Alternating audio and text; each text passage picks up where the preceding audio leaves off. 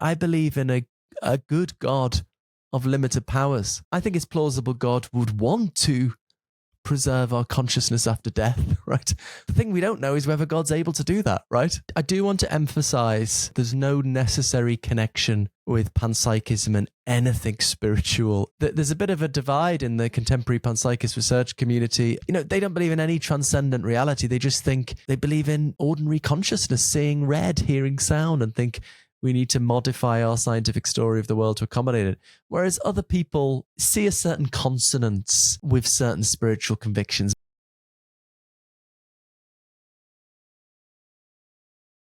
Philip Goff, you don't believe in hell.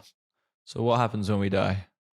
So I think if you're starting from an atheistic position, then you should be very, very confident there's no life after death, right?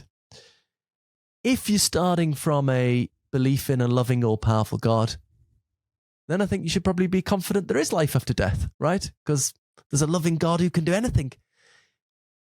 I'm in the middle, right? I believe in a good God of limited powers, right? So I think it's plausible God would want to preserve our consciousness after death, right?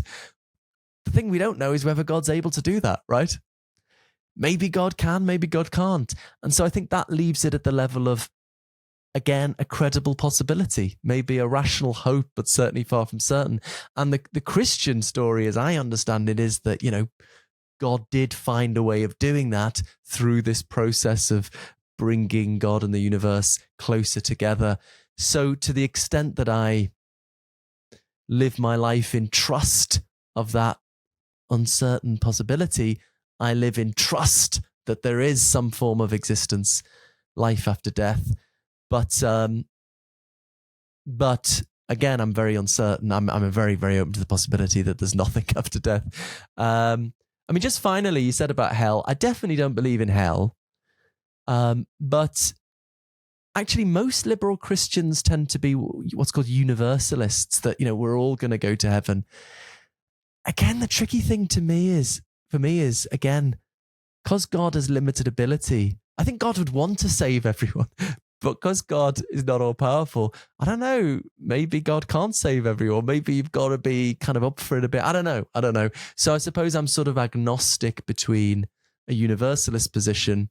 Well, I'm agnostic about it all, as I hope I've made clear. But insofar as I'm thinking of Christianity, I would be uncertain about whether universalism or what's called annihilationism, that, some people get some life after death and some people, it's just the end, right? That's one Christian theory of life after death. And the reason I'm open to that is because I don't know what God's able to do.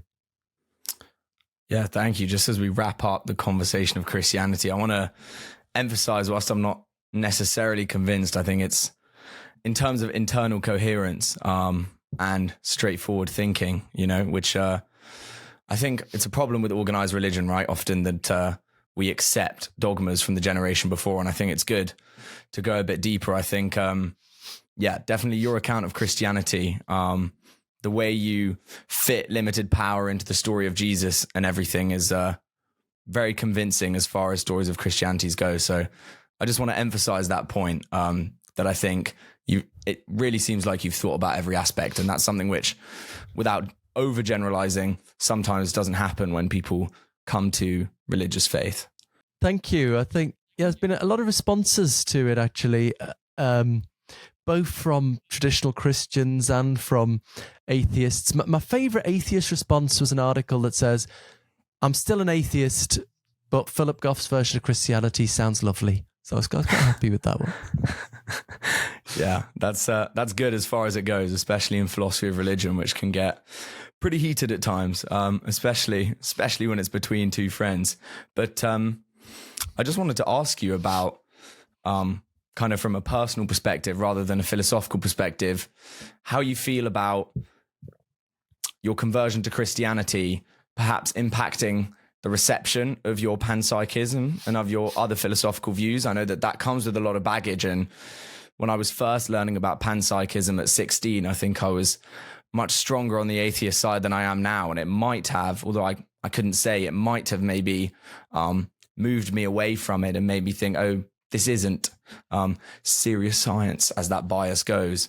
So I guess, how do you feel about that? What do you think? And how do you think that will impact reception of panpsychism and all your other philosophical views?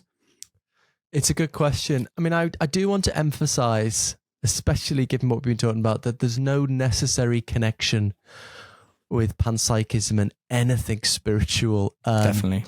There's a bit of a divide in the contemporary panpsychist research community, maybe a bit like the divide in the early psychoanalytic community between followers of Jung and followers of Freud.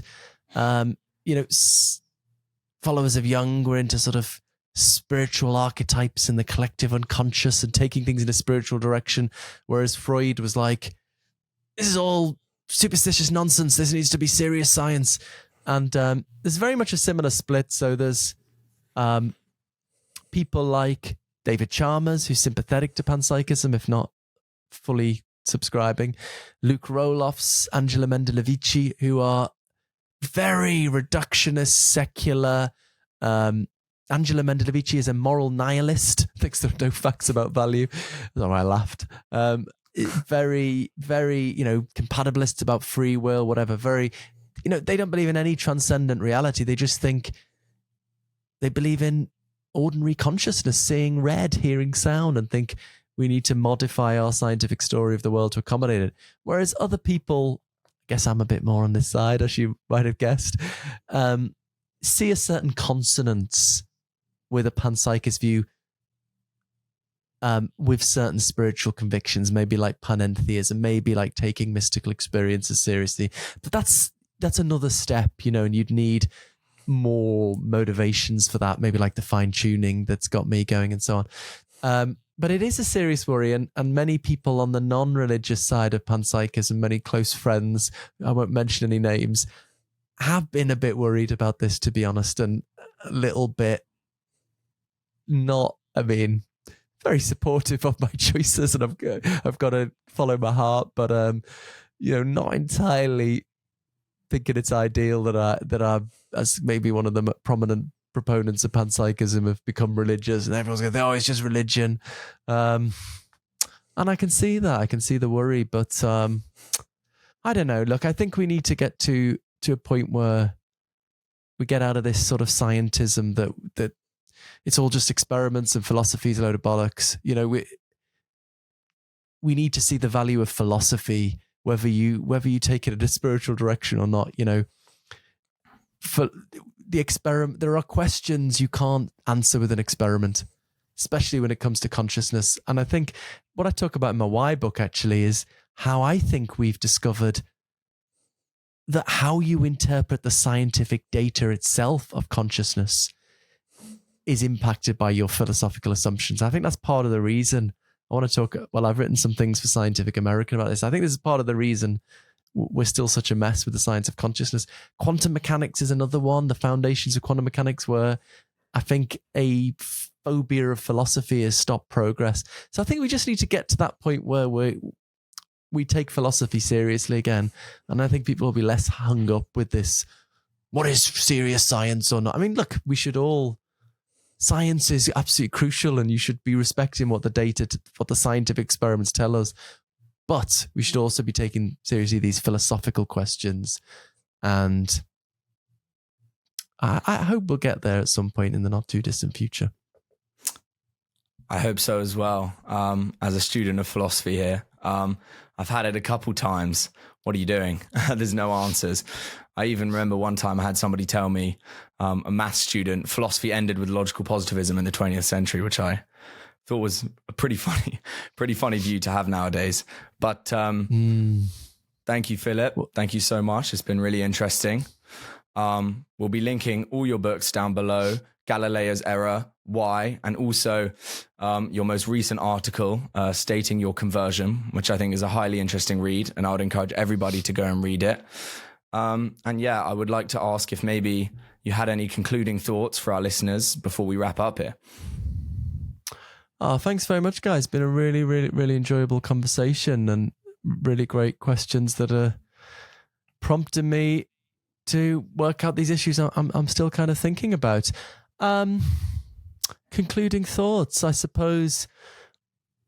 Well, yeah, I suppose to repeat, I think there are certain different issues we've covered here: panpsychism, panentheism, Christianity. These are different things, distinguishable things. I suppose I've found a way of fitting them all together, but that's certainly not essential. And each of these things can be explored in different ways. But what I'm always about in all of these areas is breaking the dichotomies. We get stuck in these dichotomies. Are you on Richard Dawkins' side or the Pope's? Are you a US capitalist or a Soviet communist? Are you a physicalist or a dualist? And we always ignore the vast range of options in between. So, with panpsychism or panentheism or this mildly heretical form of Christianity, it's a view somewhere in the middle of at least how we standardly think about the two other options.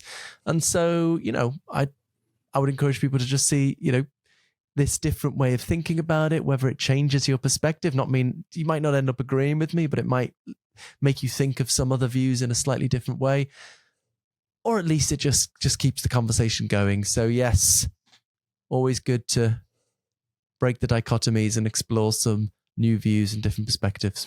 Panpsychism is the view that consciousness goes all the way down to the basic building blocks of reality. The consciousness of a sheep is simpler than the consciousness of a human being. The consciousness of a snail is simpler still. And as we move to simpler and simpler forms of life, we find simpler and simpler forms of conscious experience.